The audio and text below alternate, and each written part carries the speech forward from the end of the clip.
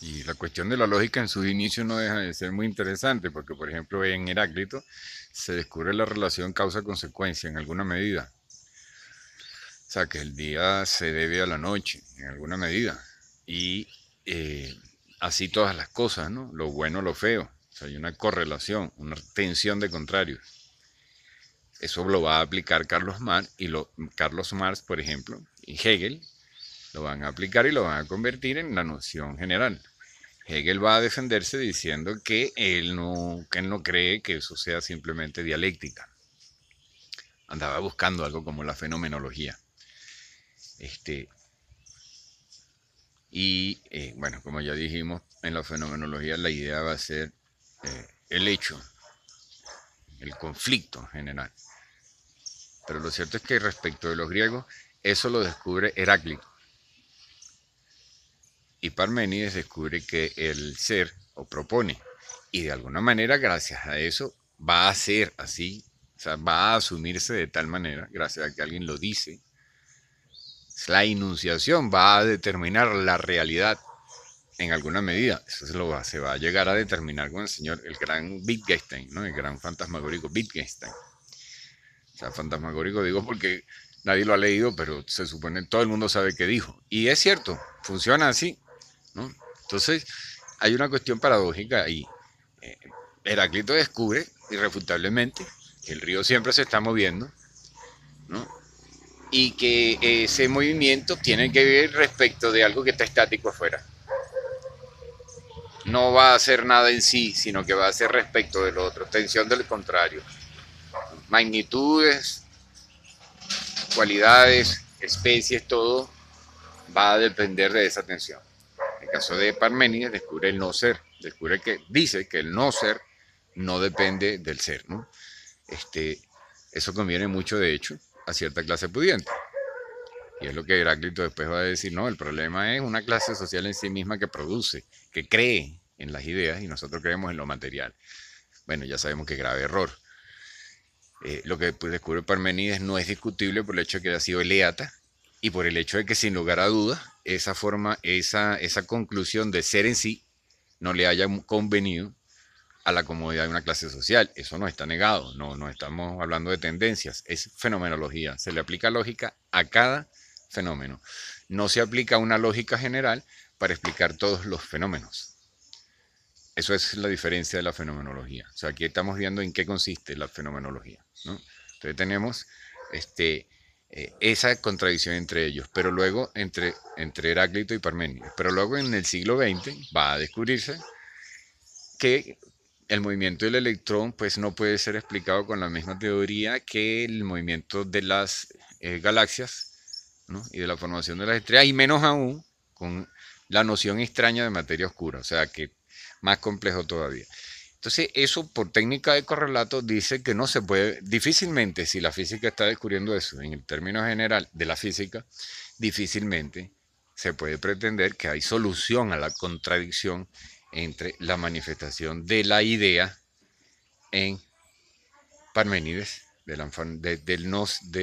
la no correspondencia, del ser en sí, de que el ser es en sí y no respecto del no ser, ¿no?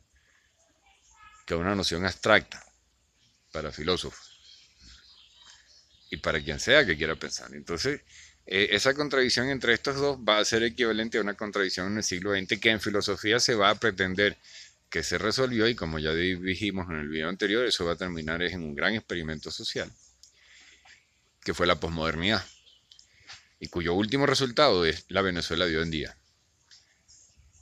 Entonces,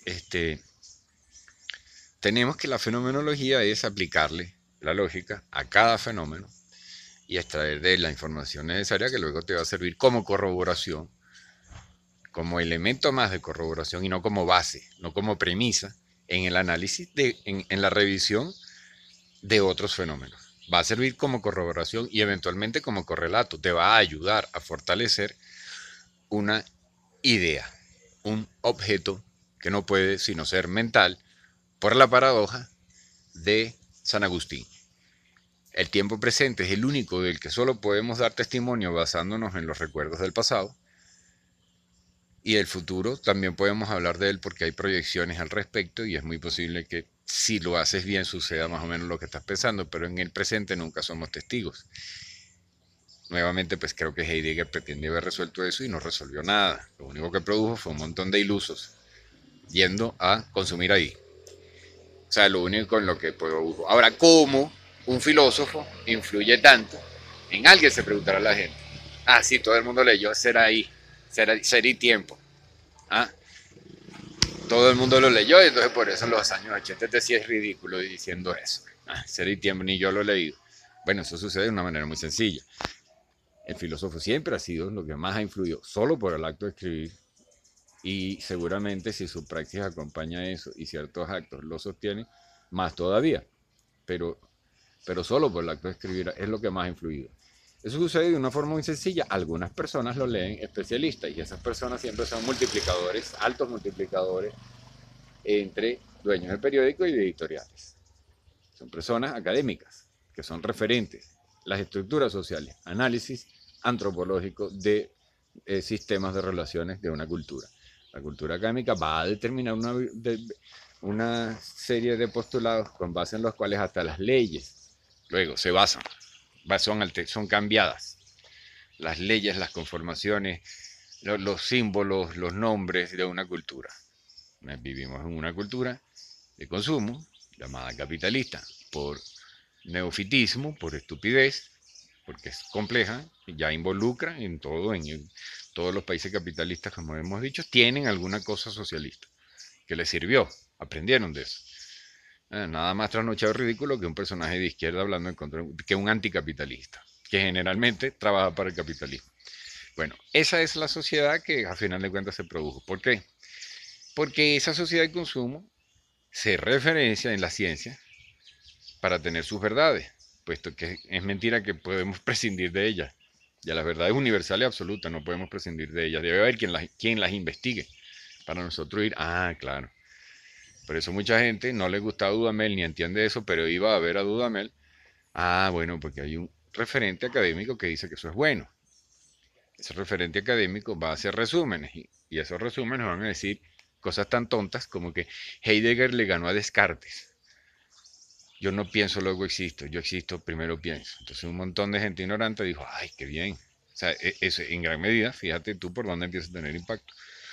Y entonces un montón de gente ignorante y con algún talento y oportunista van hasta hacer empresas. Ignorante, ignorante, ignorante de por qué es necesaria la moral, de por qué es necesaria una ética, de la evolución de la humanidad, de cómo nos hemos afectado, de cómo puede afectar la industria, etcétera, etcétera, a la ecología, etcétera, etcétera.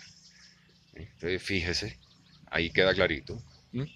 La escalada de cómo progresivamente, década tras década, desde que se publica Ser y Tiempo y desde que va a ser hermeneutizado, resumido por una serie de personas para otra gente y va a producir, mira, probablemente hasta personajes como el mismo Guasón en las historietas originales lo escribió alguien que había leído a Heidegger. Muy probablemente incluso. Y ese empieza a ser uno de los personajes críticas de Heidegger, por eso el arte siempre se superadelanta. Porque el Guasón viene siendo una crítica de Heidegger. Mira la psicosis, que puede implicar negar la idea, idiota. Entonces le dice el autor original de Batman y del Guasón a Heidegger, indirectamente, sin saberlo, eso lo hace el arte por intuición y por idea.